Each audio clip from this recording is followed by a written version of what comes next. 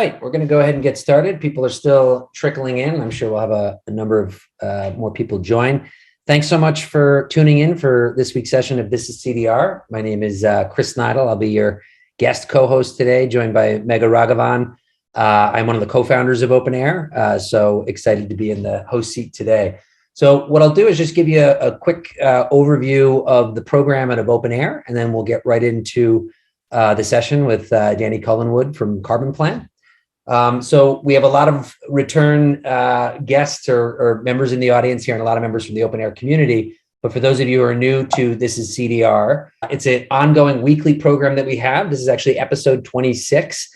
And what we try to do with this program, it was started by Toby Bryce and Megha Raghavan, two of our members, is that we really want to give people a very close look of what CDR really is and what it's becoming by actually talking to those folks in the field that are experts or entrepreneurs that are driving this change. So each week we have a different individual who comes on to speak about a particular CDR solution company or subject of interest. And OpenAir, for those of you who aren't familiar with it, who we host the show, we're a distributed volunteer network that really got going a couple of years ago on a Discord server. And what we exist to do is to try to advance and accelerate carbon dioxide removal solutions in the world. And we have a very active community. We're creeping up on about 1,000 people who have come into our Discord. And we focus on things ranging from open source R&D and technology projects, which is really exciting. But we're also very, very involved in advocacy. So advocating for policies and projects in the CDR space at the state and national level. Megha is going to go ahead and drop in our website and our join form. Anybody can join. The bigger and more diverse and global we become, the more effective we'll become. Just a bit of background. I know that, again, many of our regular audience members are absolutely familiar with what carbon dioxide removal means, but it's absolutely worth starting the conversation with some clarifications there. So by carbon dioxide removal, or CDR, sometimes called negative emissions, we're talking about the removal of CO2 and other greenhouse gas emissions that are in the atmosphere and then storing them durably in geology, in terrestrial formations, in bioformations, in ocean reservoirs, and even in products, so that they can be taken out of the atmosphere and not inflict further harm or change on the climate.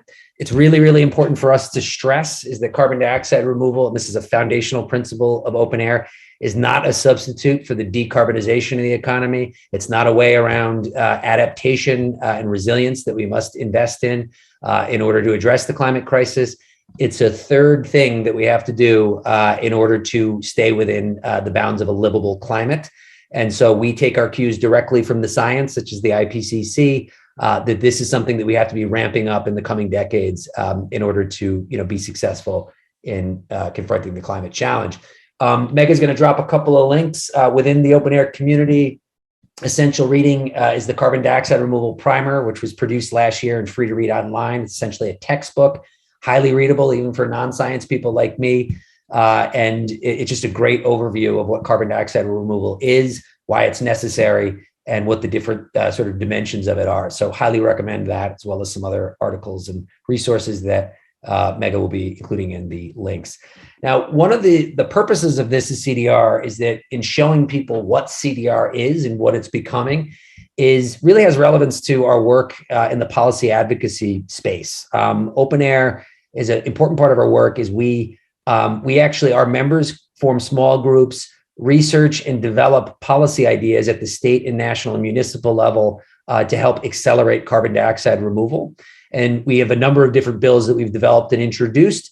One that is very important to us right now is the Carbon Dioxide Removal Leadership Act, which you'll see a slide for here. This is a bill that was developed by OpenAir members and has been introduced in both chambers of the legislature in New York State. And we have teams of members all over the country, as well as in Europe now, that are looking to adapt and try to introduce versions of it. And the goal of this is to really start to create early market support for promising carbon dioxide removal technologies and solutions, and have the state be the early adopter so we can start scaling these different pathways up so that they can become cheaper, better understood, and more relevant to addressing the climate emergency as we get deeper into the century. So we'll only be successful if we have members and we're able to mobilize. So if you're interested in finding out more about this or participating in New York or in other places, please do join. I know Megha has dropped the join link in there, so please come in. We could absolutely use your help regardless of where you are. One thing I wanted to just quickly mention, which is all part of being an activist for carbon dioxide removal, is confronting some, we think, sort of misinformation or mischaracterizations or misunderstandings about what carbon dioxide removal is, as well as some of the prominent carbon dioxide removal pathways that are getting increasing attention, such as direct air capture. On Thursday, a webinar is going to be produced by some climate activists in New York State that is sort of, I guess you could say, it's kind of opposed to our bill, the Carbon Dioxide Removal Leadership Act, and will feature folks sort of talking about what the downsides are of CDR and things like direct air capture are. We understand what their arguments are. Their arguments are largely not really anchored in the reality of this bill or of CDR. So what we want to do is really our growing community and other allies of carbon dioxide removal that are fair, just, and equitable, we want them to show up to the event and make sure that we can sort of reveal that there is a grassroots movement. There are people in support of this who are acting out of a concern for climate. So we will be attending that, and Megha will drop a link. If other folks want to join, that's on Thursday at 7:00 Eastern. No trolling, no attacking, just setting the record straight in the Q&A and chat, and just making ourselves be known. So please join that if you can.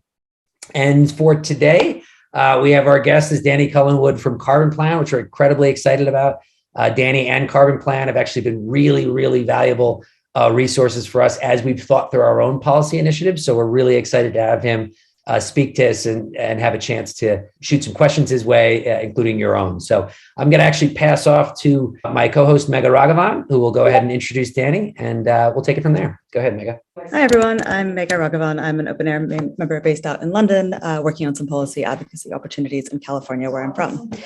As our usual housekeeping notes, so the format we're going to have is a 10 to 15 minute presentation, followed by a few prepared questions, and then we'll have moderated audience Q&A. So please type any questions you have into the Zoom Q&A box as we go along.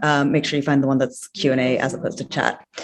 The event is being recorded, so we'll send the video link out to everyone who registered. We'll also post it to OpenAir's website and to our YouTube channel. All right, now for the main event. So this week, we're very excited to welcome CarbonPlan's Policy Director, Danny Cullenward, to teach us about the important standards for CDR, such as additionality, durability, life cycle analysis, measurement, and verification. Danny is an energy economist and a lawyer focused on the design and implementation of scientifically grounded climate policy. He holds a JD and PhD from Stanford University and is a research fellow at the Institute for Carbon Removal Law and Policy. Danny is a really influential thinker in the CDR world in general, so we're really excited to have him here today. Danny, over to you. Thank you, Megha and Chris. I really appreciate the chance to join you all and to contribute to this conversation. I'm going to talk today about an issue that my colleagues and I have been thinking quite a bit about for the last 2 years or so at CarbonPlan, and more recently for the last couple of months as we've been scoping out a project. Perhaps some of you in the audience were part of an interview process, but we'll have a study coming out in the next ballpark month or so, where we worked with a consultant, Naeem Merchant, I'm sure who's familiar to many of you, to start to interview people in this space to ask more about standards and the role they might play. So I'm going to reflect a little bit on some of the things we've been thinking about and expect in a month or so that we'll have a longer report that hopefully will reflect back some of the sentiments we're hearing in the carbon removal community about some of these issues. So I want to talk about the standards issue, which I think of, to be perfectly honest, when I started working on carbon removal, I thought it was kind of a long-term issue. Something we need to worry about in 5 or 10 years. And I've learned over the last couple of years how much more important, and I think timely it is. It may not be the number one issue constraining the growth, the responsible growth of this sector, but I think it's looming large. And so I really want to talk through some of the standards issues, especially thinking about the political economy of how these standards might evolve in the private and the public sector, recognizing that there are so many different kinds of carbon removal that are almost incomparable on several of the key dimensions of concern, whether that's additionality, permanence, or various elements of life cycle analysis. The categorical distinctions between different approaches are just so different that sometimes it's very difficult to put them all into a centralized framework structure. And I want to chat about what that means for the ability to do this well going forward. Before I do that, however, I just want to acknowledge, Chris, I think you started on a very important note. There is an enormous amount of political controversy over the role of carbon removal. And there are lots of people who are trying to mobilize this issue to either suggest we don't need to mitigate as much as we need to, or who are concerned that that is what's going to happen by embracing this direction. So I think it's really important to stay very attuned to those issues. I just can't say enough about the importance of that. And I also think one of the big problems we are going to see as a community of people engaged on this issue is growing tension and potential conflict with the environmental justice movement. And I appreciate deeply the perspective Chris offered about attending events that have concerns about this and engaging respectfully. The other thing I strongly recommend people do is get to know the concerns of environmental justice communities in the places where you operate. I spent a lot of my time in California, and I can tell you the growing tension around carbon removal, particularly in the engineered carbon removal space, has a direct relationship to the interests of the incumbent oil and gas industry in using carbon capture and storage to defer mitigation. And while I will make every argument you have ever heard before about why we need to do all of these things and carbon removal, the practical reality for people living in pollution-burdened communities is they know CCS is being used as a wedge to stop reducing emissions and to stop addressing the local air quality concerns that are there. We can talk about these things. None of this matters unless people engage and build relationships with the communities that are affected. So just echoing and endorsing the framework I heard from your community, but the more we can listen to people who have been working on environmental justice issues for a long time, I think the better we'll understand the sources of tension and hopefully be able to drive everything to a successful conclusion, because done well, carbon removal is a complement, not a substitute to the things that matter to local pollution reductions. So forgive the soapbox, I just wanted to take a minute because I see many of my friends in the environmental justice community approach this issue with sensitivity and concern that I feel some of the people in the carbon removal community don't fully understand. And the more we can understand one another, I think the better the potential is for collaboration in policy circles. Okay, standards. What a giant mess. There are no unified standards. It's a huge, complicated problem. I've been thinking a lot about what it would be like to be on the project developer or the sort of company side of this issue. And it seems to me there's kind of three things you can do. If you have a company and it's working on carbon removal and you're trying to bring something to market, you're trying to land your first customer or your early customers, you're trying to scale those first couple of customers to something that looks like a sustainable business model. You can go your own way. That's one option. So you can say, here's what I'm doing. Here's why what I'm doing is good, and here's what you get if you pay me money. You can make assertions about calculations about these questions around additionality, permanence, durability, life cycle assessments. You could put that all up on your own website. You can do a pretty good job of it. And that's one option. Another option is that you can work with one of the conventional carbon offset registries, a system that was largely set up not for carbon removal, but for supplying low-cost mitigation for avoided emissions for the purposes of offsetting, either in public policy programs or increasingly in the voluntary markets. You can go to one of these registries and you can try and set up a process to set up a standard structure that goes through at least a nominal public process of commenting. And at the back end, one of the sort of central organizations to the voluntary carbon market will give you a sticker that says your ton has been put through this process and represents something real. The third thing you can do is try and work with a new entrant in this space. And I think probably the most obvious example that comes to mind is an organization like Puro, for example, Puro.earth, which in many respects looks like a conventional carbon offsets registry in terms of its business model and structure, but has been pretty focused on a couple of areas specifically of carbon removal. And the idea potentially of working with a new entrant relative to an incumbent standards provider is that I think, if we're being honest about the incumbent standards providers, I don't think there is a single one that isn't offering a very large volume of extremely low quality junk, and everybody knows it.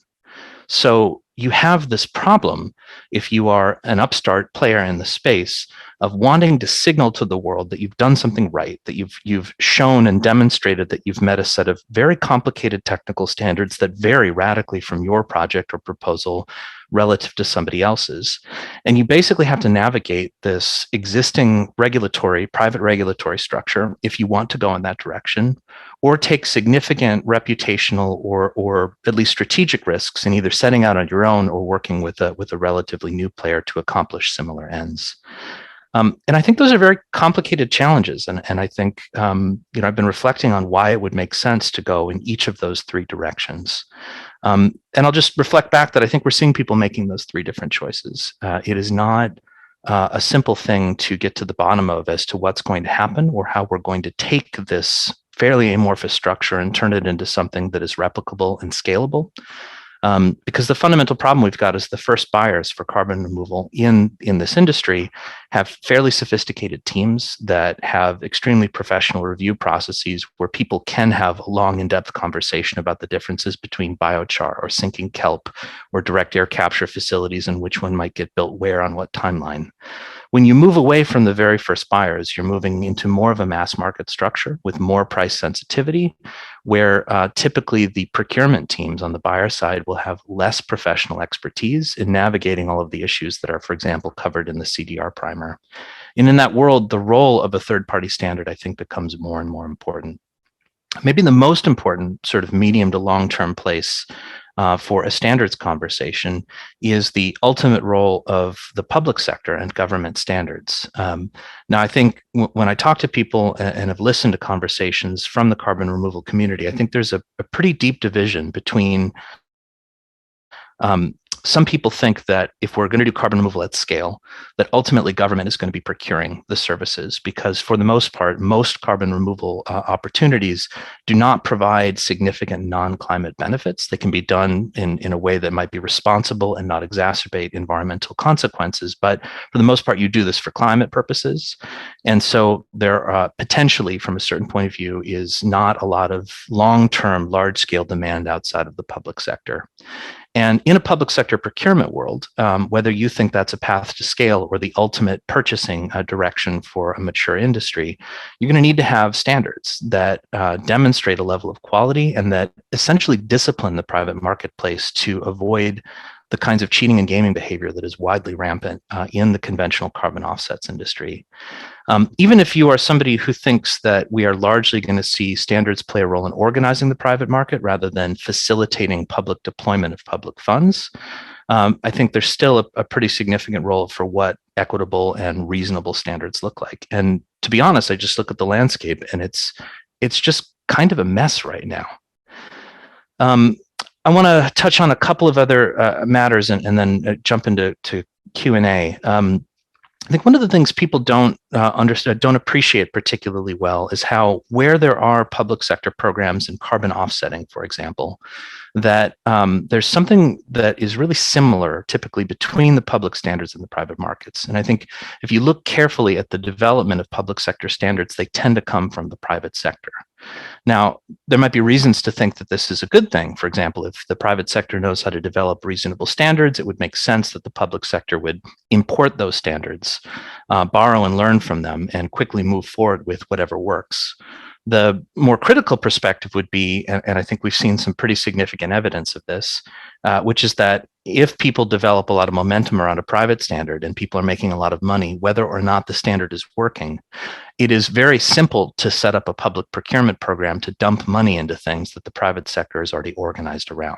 And so I think we see some significant evidence of things that look like regulatory capture when you look closely at the standard setting processes, for example, in California's carbon offsets market, which is essentially rubber stamped a private sector standard that is, in my opinion, deeply flawed and has led to significant credits and dollars being wasted.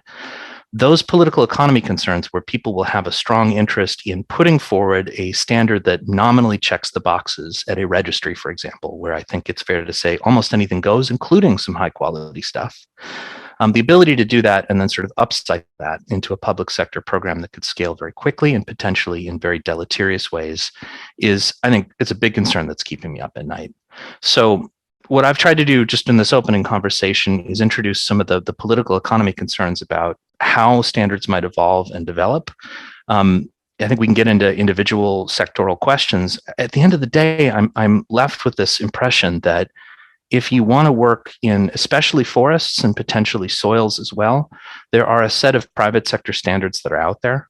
I am not convinced the existing standards do a good job on almost any of the dimensions of concern, whether that's additionality or permanence. Conversely, I don't think there's very much out there on the technical side. And I think there's a need to develop and standardize some of those issues. But again, we're left with this sort of big picture question. Do you try and work with a group of incumbents to show a minimum viable standards process? Or does that end up opening the door to things that are potentially not going to get us where we want to go?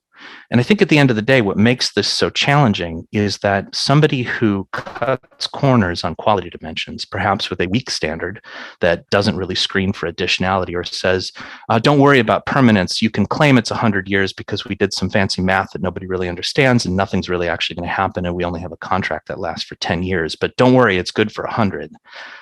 When people cut corners on those dimensions, they sell the same product as somebody who is not cutting corners on those same dimensions. And in a race between somebody cutting corners and somebody who's not, the market is going to tend to select with price competition the people who are cheating. And I think we need to be really mindful of that dynamic as we're also open-minded about the fact that it is very difficult to compare proposals to sink kelp with proposals to pull CO2 out of the atmosphere for geologic sequestration. They are fundamentally very different pathways. And it's going to be very difficult to openly and honestly compare them with the uncertainties that are required to speak honestly and openly about what's going on. So I think we're in this very complicated space where we need to figure out a lot of these complex technical issues, being mindful both that it's hard for people to get started. It's hard for people to make a business case for going from the pilot project to the first serious demonstration scale effort without a serious standards conversation. And I think we need to approach the standards conversation, the political economy lens, recognizing that much larger markets have been distorted by much larger players for significantly bad public policy purposes that threaten to undermine the kinds of progress we've seen over the last 2 years in this sector. So let me stop there. I'm really looking forward to chatting with the hosts and then with the audience. So thanks again for having me. Thank you, Danny. Really appreciate it. And definitely gave us a lot to think about. So let's start this way. This is what we typically do to begin our conversation on This Is CDR is we like to reveal the people behind this movement and that this is actually a community. And we like to sort of hear from our guests what brought them into this space. If there's anything you could tell us a little bit about your intellectual journey beyond what we already said in your bio, why CarbonPlan and what brought you into CDR? You know, it's weird. I want to be honest. I don't think carbon removal is the biggest part of the climate policy puzzle. I think the real near next 10 to 15 year decarbonization agenda is a much more significant consequence to what's going on. And I find myself struggling to figure out how to contribute to that conversation in the United States and in California, where I think our mitigation agendas have been substantially derailed by the oil and gas industry. And it's very difficult to plug in meaningful ways. So for me, it was a sort of combination of circumstance where having been involved for a long time and trying to advocate for responsible market-based policies in California for overall climate mitigation and basically losing entirely that battle, the opportunity to work on the scientific complexity of carbon removal was both appealing and I think has been sustaining for me because we are projecting all of the broken politics of climate mitigation onto the carbon removal conversation. And so I am not here to denigrate carbon removal. I think it's important, whether it's 10% or some other number. That's a huge number when you talk about global climate mitigation. But it's more important than whatever that number is, whether you think it's the last 10 or 15%, because it is the place where we are essentially trying to adjudicate and understand the role of the things we need to do to cut emissions now versus cleaning up those problems later. And the conflicts that are emerging over that issue, I think, speak to the most fundamental issues in climate politics today. So between that and the scientific complexity, I'm sold. Yeah, and I think everything you just said reflects, broadly speaking, I think what OpenAir is really about is that we don't, I come personally as one of the founders from the solar renewable energy world. You don't have a CDR conversation unless it's foundationally rooted in an acceptance that we need to decarbonize as quickly as possible. So, but it's something that is necessary. So, what we've decided to do in our community is let's take on that piece. Let's make sure we start to accelerate so we can move faster with carbon removal where we have to go. So one question just to start off with, as you're familiar with, and as we mentioned in the intro, we have this bill that we introduced, the Carbon Dioxide Removal Leadership Act, and you talked about the important role of private sector actors and public sector actors, and I wanted to see if we could zoom in a little bit on states and even municipal governments, because we think that there's a unique role within the U.S. context for them to play, just because of the policy picture on the federal level. Obviously, there's tons of discontinuity and lack of motion, and any progress that's made can be reversed quickly by a new Congress or administration. So we actually look to the climate forward states like New York, California, Washington, New Jersey, Massachusetts as the logical places where you'd want to start policies like this, not waiting for the federal government. And at the same time, some of the issues that you mentioned, we think it's important for states to be early adopters to create market support, but maybe even more fundamentally, creating the standards and making sure that the public interest is integrated into the standards making, and that they have sufficient resources to lay the standards track and experiment in ways that the public private sector might not. Can you tell us a little bit about your own thoughts on what the subnational government's significance is in standards making and maybe CDR more generally? So I think if you look in the history of clean energy and climate policy in the United States, for example, I think the subnationals, the states have always been ahead of the curve. And in fact, a lot of the really serious market action has been in state, essentially procurement mandates for clean energy.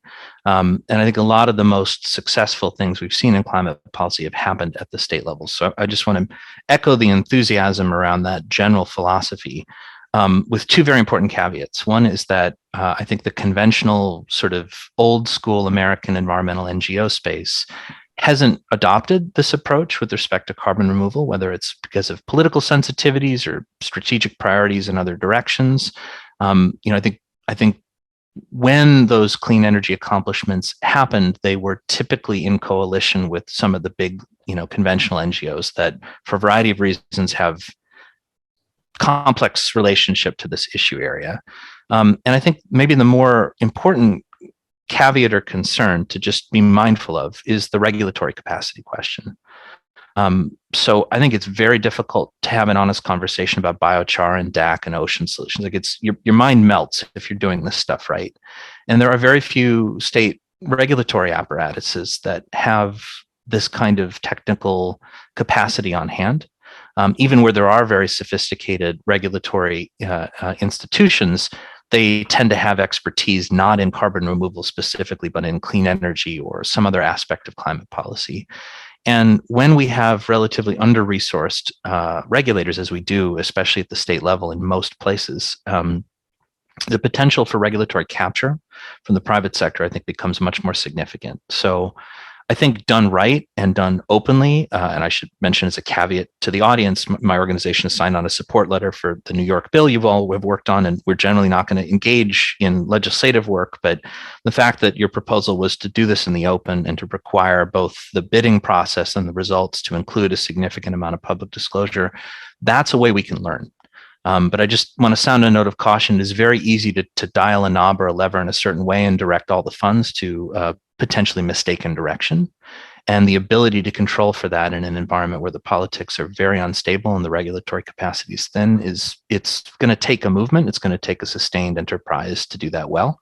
So it's not an argument against doing it. It's just be very, very careful. And I think that's one of the reasons a lot of the people in the carbon removal community, in the advocacy and policy community, have tended to focus more on national governments, because you can sort of draw a box around some of these things in a little bit better understood territory. Yeah, I think that's interesting, but I absolutely hear what you're saying there. I think there is an interesting thing too about, some of the resistance or tension around carbon dioxide removal is that it's placeless. It's portrayed as these sort of brute solutions that, the relationship is to how much carbon we're in the air, and it sort of eliminates context. And so one of the things that we're interested in with not only state government, but also municipal and local government, is that's where the rubber hits the road. That's where we can really think about how do we add this to the world and also put safeguards around it to make sure that it's going to be something that's pro-community, that comes from the community. And at the national altitude, sometimes that stuff just simply cannot be seen, we think. So that's one of the other reasons why we're interested in the sort of the state and local focus. No, this has got to be real. You've got to make it real to make it tangible for people. But I don't disagree. I have seen a lot of things sort of get rubber stamped into the public sector, and that is the big concern I would ask everybody to keep in the back of their minds. Yeah, absolutely. So we'll get to a couple of questions that are coming in from the audience in a second. But I wanted to just kind of bounce a couple of things related to the CDRLA bill and our assumptions around it. The first is, as we just said, the Carbon Dioxide Removal Leadership Act is a state level procurement legislation that we developed here within our community. It's standards based and pathway agnostic. We don't pick winners. And the key standards are additionality, durability, a minimum of 100 years. You have to demonstrate that a project would be able to meet that. Other life cycle analysis features, verifiability. Do you have any sort of general thoughts beyond what you've said when we really get into the implementation of a program around that? Where are the most challenging sort of aspects of putting a program like that together to solve for? If you have anything you can weigh in on with greater detail. I think I speak a lot to people in the investment and the carbon removal company side of the equation. Again, I want to be thoughtful about, if you're on the business side of this, you're trying to figure out how to make something work and get it approved through whatever channels you're going to work with. The opposite perspective that I think people need to think very carefully about is, supposing you're on the procurement side, and supposing you say, hey, let's invite like a whole bunch of applications for a bunch of random stuff, and we're going to do it in public. And my organization has been working with Stripe since the beginning of Stripe Climate. We also did a year cycle with Microsoft's procurement team to publicly evaluate their public proposals. They did 1 year of their procurement efforts in a sort of more public-facing way, and we did an arm's length transparency exercise with them. And so in both of those settings, my colleagues and I at CarbonPlan were sort of stepping into the shoes of people doing procurement. And I cannot emphasize enough how much like the floor falls out from under you, your gut sinks and your brain melts when you get 200 applications or more for a call for proposals. Some of them are completely nutty and you need to throw them out. But how do you tell the difference between something that's completely nuts and something that's just new and unfamiliar to you personally? 2 years ago, I know nothing about ocean-based carbon removal. I still don't really know enough. And so I'm not the person on our team who leads that kind of work. But if you hand me an ocean proposal, I personally can't tell the difference between crazy and cutting edge. And that problem replicates across like 5 or 6 or 7 completely different areas of carbon removal that will be happening on the procurement side. So if the New York bill becomes law, or you look at other organizations trying to copy the model that Stripe's developed, the diversity and technical complexity of what comes in when you have a technology agnostic approach, which I think is very good, is overwhelming. And I think we're likely to see individual procurers lock into a couple of different things they can get their heads around. So it's not necessarily a question of picking winners, but if you think biochar is great, you're going to start to anchor to biochar. If you think biochar is nuts, you're going to ignore it categorically.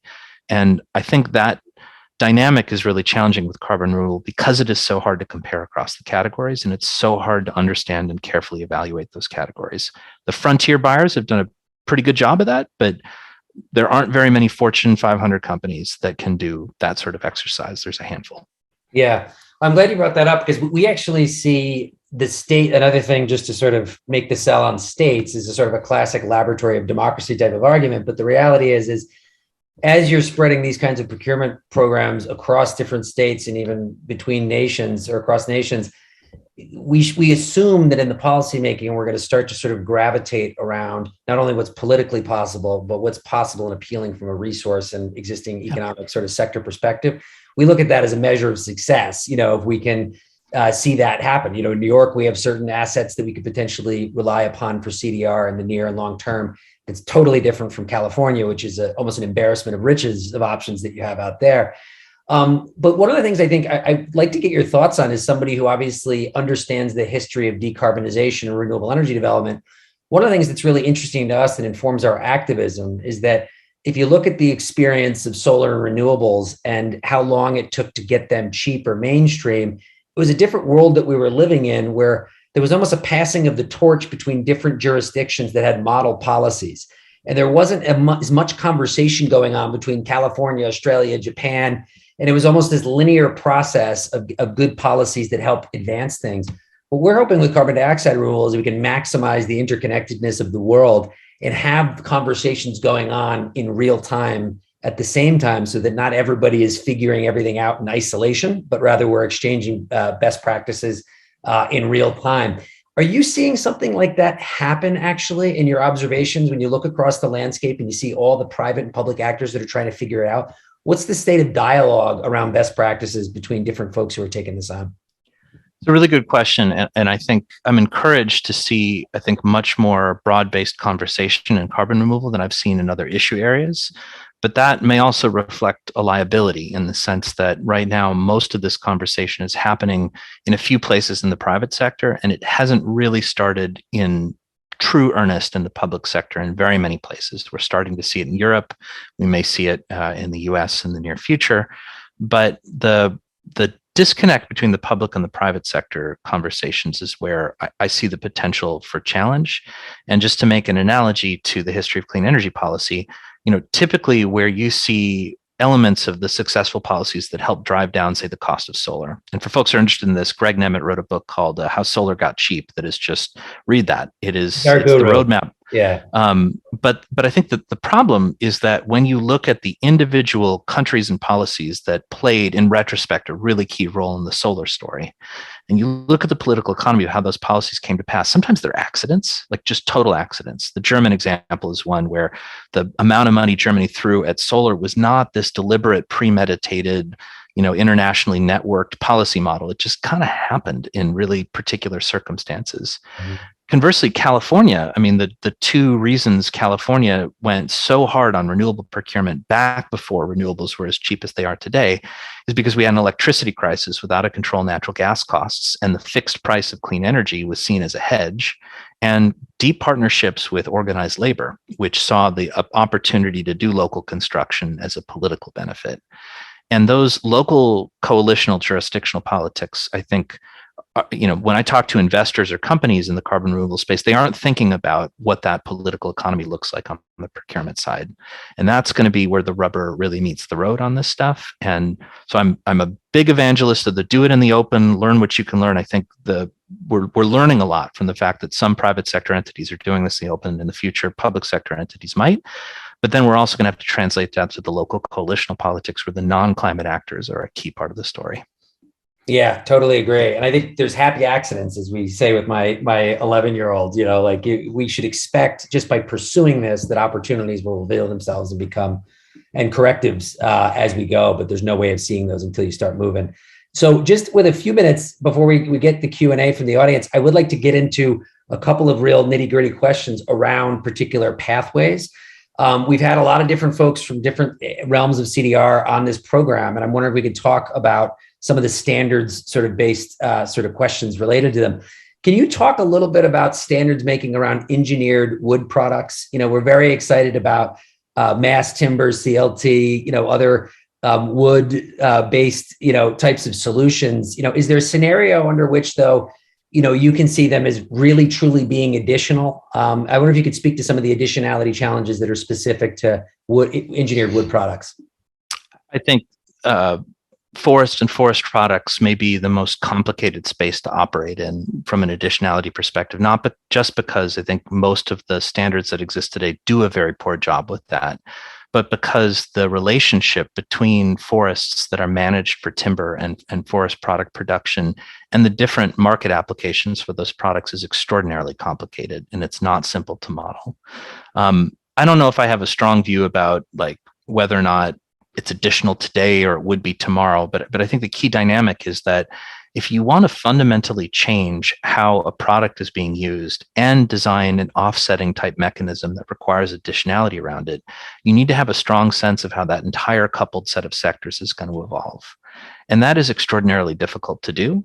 And I think in the case of wood products, because you have internationally traded commodities that interact in very complex ways, is one of the hardest things to get really right. And so I just want to pause for a second. This isn't to say we shouldn't do mass timber. We shouldn't think that that's good carbon removal. It's to say that that's an example of a category where it's going to be really hard to get an additionality story clear. And additionality is really only relevant when you are giving permission for somebody else to pollute because of the action that was taken. If you're just directly procuring or mandating that outcome, the fact that some of it might or might not be additional doesn't undermine the environmental benefits or the policy structure you're trying to develop. So I think it's a very challenging thing to get right, because to the extent it appears like a frontier activity today, but if it might make sense on its own tomorrow, navigating the sort of break-even point where you're no longer marginally inducing a shift in activity, really, really hard to do. And it's going to be dependent on international commodity cycles that, I don't think anybody can predict to you in a meaningful way. Yeah. So just one last question to just move on to another pathway that's of great interest. A lot of fans of biochar within the OpenAir community. I count myself as one of them. It's fascinating to see how versatile the material it is and the different ways in which it could be used and made.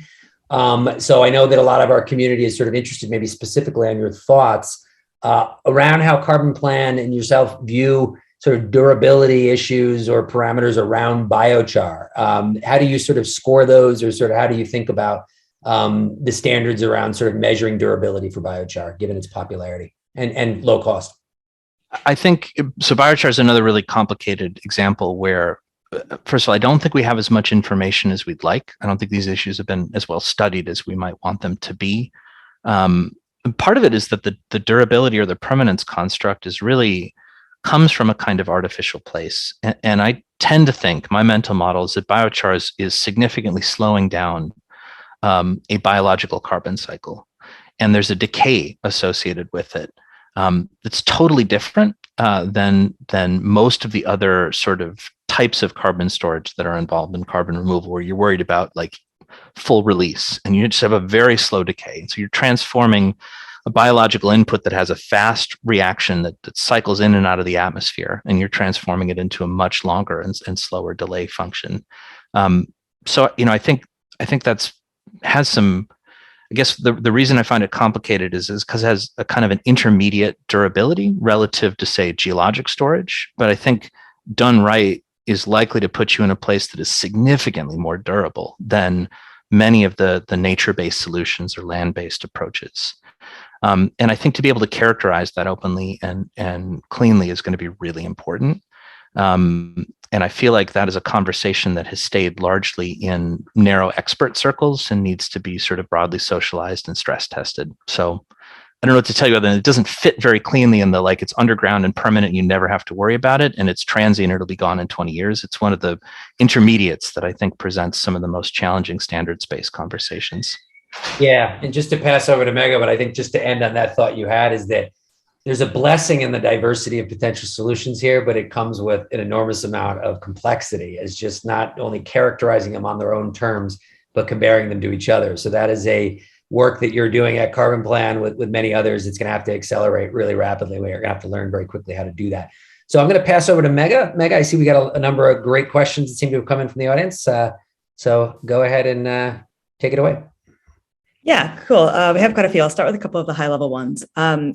So Danny, could you speak a little bit to the differences and the confusion around the idea of removals versus avoidances, kind of what lay people might refer to in both cases as offsets and how you think about that? Oh God, how long do we have? Let me see if I can do this as quickly as possible. So I think the conflation between carbon removal and offsets is challenging, both because it's totally unnecessary and it's also the primary mechanism by which people foresee monetizing their product today. So offsetting is the practices of selling somebody permission to pollute in exchange for a climate benefit you deliver. You can couple avoided emissions or carbon removal to that business model, and either way it functions in a very similar approach. I think the challenges with doing offsets right have been extraordinary. I think they're not going to be solved automatically. And I think several of the areas of carbon removal could potentially replicate those problems if we aren't careful. Others, for example, nobody is building a direct air capture facility, like period end, unless they're doing it for the climate reasons. So there's some that are objectively on the additionality side is not a concern and probably won't ever be a concern. So I separated on, are you selling the right to pollute, Or is somebody buying the environmental benefit just because they value that environmental benefit and not in relation to their own emissions directly? Avoided emissions versus removal is impossible to fully distinguish would be the best answer I could give you. And it's most complicated with biological systems, particularly where you take a biological product or a waste product and try and transform it into something more durable. Because really what you're doing is changing the residence time of carbon in a non-atmospheric place from short to hopefully very long. But if you take, sawdust that was going to decompose and return to the atmosphere, and you turn it into bio-oil and you inject it underground, or you bake it into biochar, you've provided a service. But the most proximate thing you've done is you've avoided an emission of the atmosphere.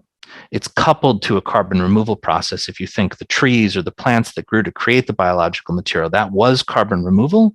And instead of sort of letting it go back up to the atmosphere, you're sticking it in storage. So I don't want to get hung up on the terminology because I think it's delivering the thing we want. But I think if you're being really precise and technical, you would say with the narrow systems boundary, that's not quite carbon removal.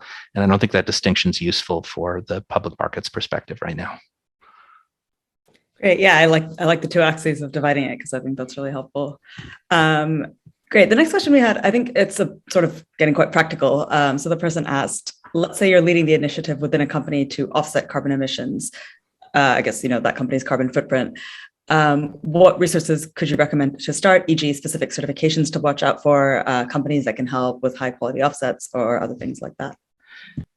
So when we at CarbonPlan started about 2 years ago, and we partnered first with Stripe and then subsequently with Microsoft to do these procurement exercises, my personal belief was that transparency would help us improve our ability to search and find the higher quality opportunities that existed.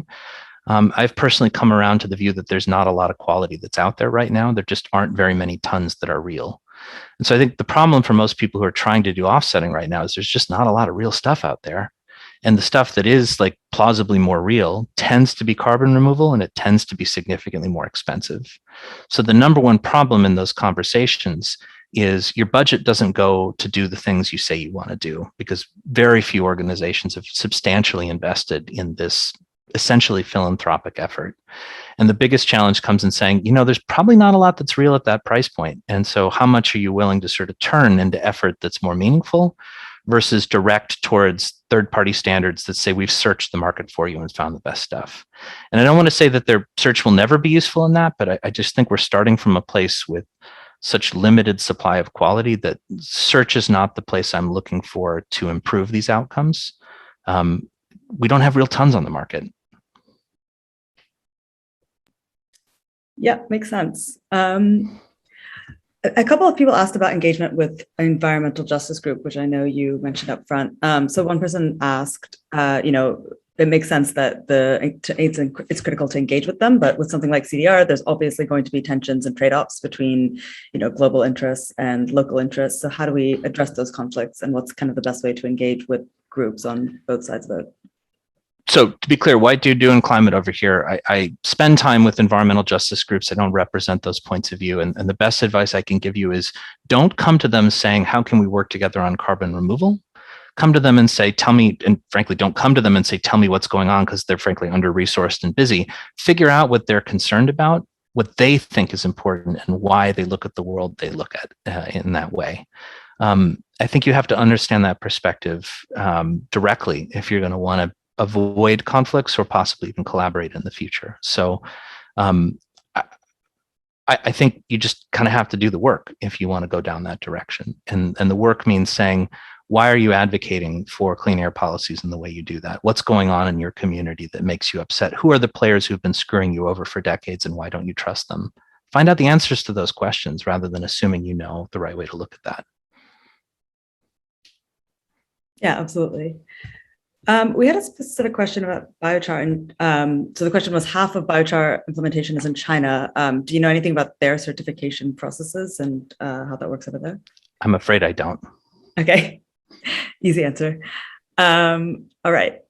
Another question we had was about 10-year accounting. So on the question of including permanence within the standardized CDR metrics, CarbonPlan recently released an insightful explainer on 10-year accounting. Something that was inconclusive to me was the discussion around physical versus economic equivalence and the use of discount rates. Would love to hear your perspective on this and what would it take to reach a consensus within the CDR ecosystem? That's a great question. So a tenure, for people who don't know about this, is this idea that people started having about 20 years ago for how to put a value on the contribution of a temporary carbon storage proposal. And it's really interesting because this conversation largely played out 20 years ago before we started in the climate economics world to start to ask some of these questions a little bit more systematically. And it also occurred well before the concept of net zero and temperature stabilization was sort of on the agenda. To make a very long story short, tenure accounting tries to make a physical equivalency claim expressed in terms of radiative forcing, which is a technical piece of the climate puzzle. Two things you need to know about that. It is a physical equivalency claim. So if you introduce any economic discounting where you say, as I think about the value of something over time, I care less about the future and more about the present, you're invalidating a physical equivalency claim. And I think that that's just black and white, something that needs to be said. Maybe the more important point for people who aren't steeped in the really complicated climate science piece here, physical equivalency using tenure accounting doesn't stabilize temperatures, period, end. So if you have very, very short-term projects, when they're done, actually the temperature level goes up slightly higher than before when you started. So if your goal is to stabilize temperature and to try and value the contribution temporary efforts can make, I think we need to be thinking much more about, there was a recent post from a scientist called Bodhi from Carbon Direct recently, had this lovely metaphor of vertical stacking versus horizontal stacking. So tenure says buy a bunch of short-term tons and it's equivalent to a permanent thing. It's vertical stacking. I think we need to be thinking much more about horizontal stacking, where you talk about the value and systems needed to continue short-term commitments over time. I don't think the vertical stacking is ever going to be consistent with net zero targets. And I think we need to start the conversation there. Yeah, great answer. That makes sense. I'll just do a couple more before we finish up. So one person asked about sort of the idea of accrediting as well as rating carbon credits. So they said, if carbon credits were rated as well as accredited, it would allow tech removal projects to be valued in the way they should be. We at B0 are trying to build a tradition of carbon ratings in the VCM, voluntary carbon markets, so both avoidance and removals, which would mean that there's a way of differentiating between accredited projects. Tech removals will consistently rate at the top of the B0 carbon ratings framework. Do you think there's a role for ratings in the VCM? I think if I'm sort of imagining a farther future where we've got more robust supply and there's going to be questions and uncertainties, there are going to be very few perfect credits. I think in that world, ratings are potentially very helpful. I think the problem right now is there's very little supply and there's very little to rate. It's mostly avoided emissions, and the avoided emissions volume that's out there is mostly junk if you look really carefully at it. So I'm skeptical that search does a lot for you right now, but I'm broadly supportive of the idea that this needs to be done and done well. The challenge I see is that the people who are building businesses right now to do this are using proprietary methods. And I appreciate that's how you build essentially a consulting or a services business, but it's very hard to say, was a forest offset project additional? Do you believe that the roads in the nearby area were going to encroach on this particular land? Were the people coming to cut the trees down or not? If you have a complex method to answer that question, it really needs to be publicly validated if it's going to be a reliable proxy for the quality of control systems that, frankly, the registries don't offer right now. And so that's the tension I see. Over time, when you have a mass mature market, of course, there's going to be private sector advising and strategizing, and that's totally fine. The question is whether or not that kind of business model is going to help discipline the market to pursue the good faith opportunities that exist and to try and screen out the things that are more transparently not good. And I'm skeptical right now that search is going to do more than sort of say, wow, there's this whole category over here you shouldn't touch. Makes sense. And just one last question to finish up. So, we've talked a lot about kind of the complexity in this issue and the diversity of solutions, the diversity of how we need to evaluate those solutions and how difficult that can get. So given all of that, why do you and CarbonPlan feel like CDR is still the right thing to do and the way that we need to be going forward? Again, I think it's not the most important piece of the climate puzzle. I don't think that. We don't work exclusively on CDR, although we've worked substantially on CDR. And the reason for me is because all of the politics and questions that come up, and basically most of the key areas of climate policy come up in the carbon removal conversation, and especially the political economy questions around how we set up and bring new technologies to market that are diverse and complicated and categorically distinct. In an environment where there are many incumbents who are cheating, that is a central problem in climate policy. And so I find that like endlessly fascinating to try and understand and better support. So for me, it's both important in its own right, but it's maybe most important because it is the place where a lot of the conversation on macro climate issues is playing out, and our ability to navigate those issues well, I think might help us unlock other potentials in other sectors as well. Great. Thanks so much, Danny. That was super interesting. I'm going to hand back to Chris to just set us up for next week. And everyone, I'll see you next time.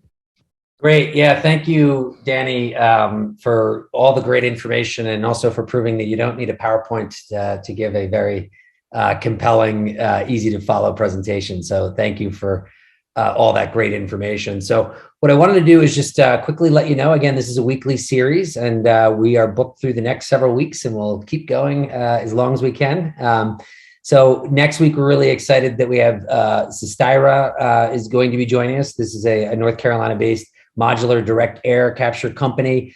We also have Made of Air, Berlin-based direct air capture future forest company. Dr. Peter Kellerman, I know that many folks have maybe heard a little bit about the interesting work that he is doing around carbon mineralization based at Columbia. Veridox is a really exciting swing electricity-based direct air capture company that has made a lot of sort of gotten some news coverage recently. Very, very exciting. Takachara biochar company as well. So we are booked well through Earth Day, and we'll keep going. Hopefully folks can join.